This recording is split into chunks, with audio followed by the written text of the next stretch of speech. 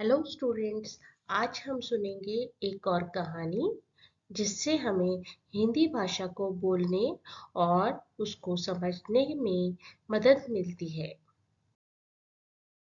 तो आज की कहानी है पेपर वेट वाला गुड्डा।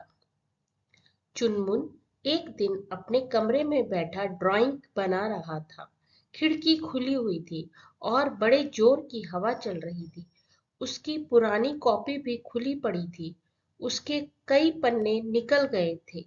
चुनमुन ने सोचा, ओफो, ये पन्ने तो बहुत पुराने हैं, हवा में उड़कर खो जाएंगे। मैं फिर से यह ड्राइंग नई कॉपी में बना लूं। वह टोपी पहने एक जोकर का चित्र बना रहा था, पर जैसे ही हवा चली, पन्ना हवा में उड़कर दूर चला गया। चुनमुन उसी समय उठकर पापा की टेबल से पेपर वेट उठा लाया। उसने ड्राइंग के पन्ने पर पेपर वेट रखा और फिर रंग भरना शुरू किया। चित्र पूरा हुआ तो चुनमुन हैरान। उसे लगा पेपर वेट हंस रहा है। चुनमुन ने हैरानी से पूछा, पेपरवेट भाई, पेपरवेट, तुम क्यों हंस रहे हो?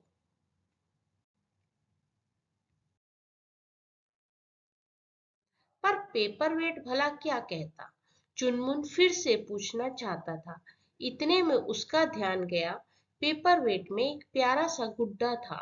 लाल टोपी पहने बड़ा ही गोल मटोल सुंदर सा गुड्डा। गाल एकदम लाल सेब की तरह। वह चुनमुन को देखकर हंस रहा था।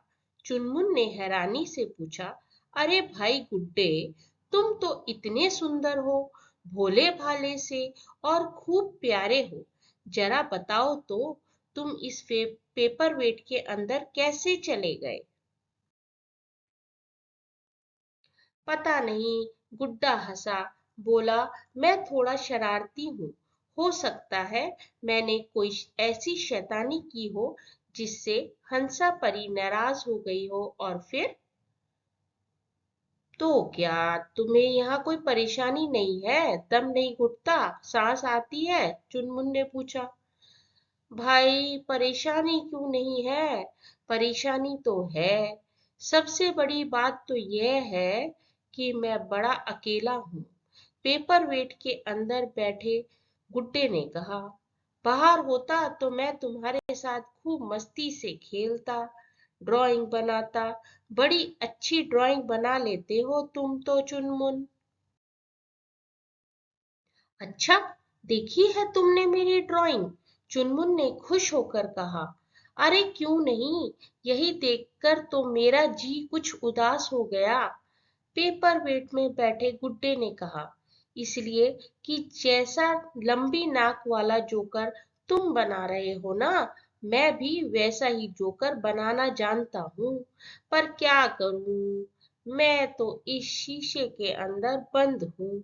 भला मैं ड्राइंग कैसे बना सकता हूँ? चुनमुन को पेपर वेट वाले उस गुड्डे पर बड़ी दया आई। तो क्या तुम बाहर नहीं आ सकते? बिल्कुल नहीं, उसने पूछा। ना ना ना, नहीं। गुड्डा अब बहुत दुखी और उदास लग रहा था। बोला, अच्छा चुनमुन, तुम मेरा चित्र बनाओ, हूबहू वैसा ही जैसा मैं हूँ। हो सकता है उससे कुछ रास्ता निकले।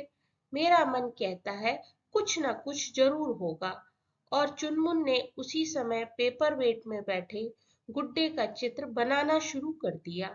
वैसे ही गोल मटोल गुड्डा, लाल लाल सेब जैसे गाल, सिर पर लाल टोपी। जैसे ही चुनमुन का चित्र पूरा हुआ, उसने पेपर वेट में बैठे गुड्डे को दिखाया।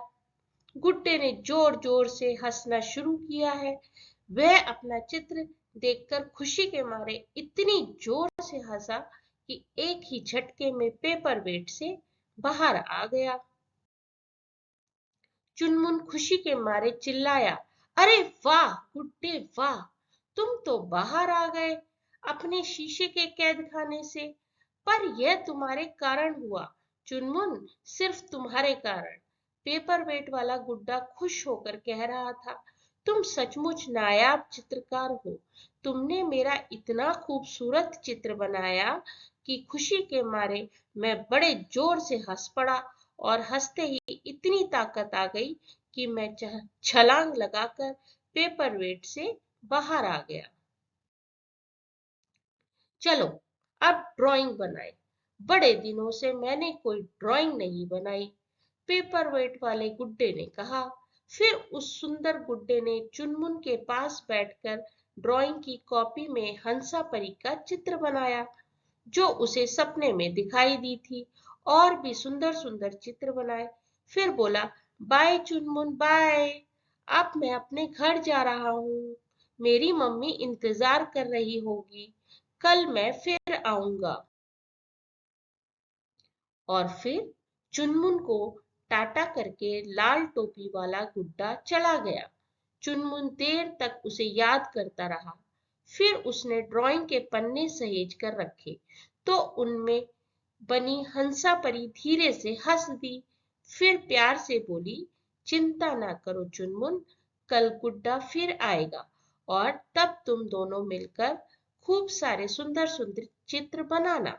सुनकर चुनमुन खुशी से भरकर गा उठा, हंसा परी प्यारी परी, तुमसे है दुनिया जादू भरी। आशा है आपको कहानी पसंद आई होगी। ऐसी और बहुत सी कहानियों के लिए चैनल को लाइक करना, दूसरों में शेयर करना और सब्सक्राइब करना ना भूलें। धन्यवाद।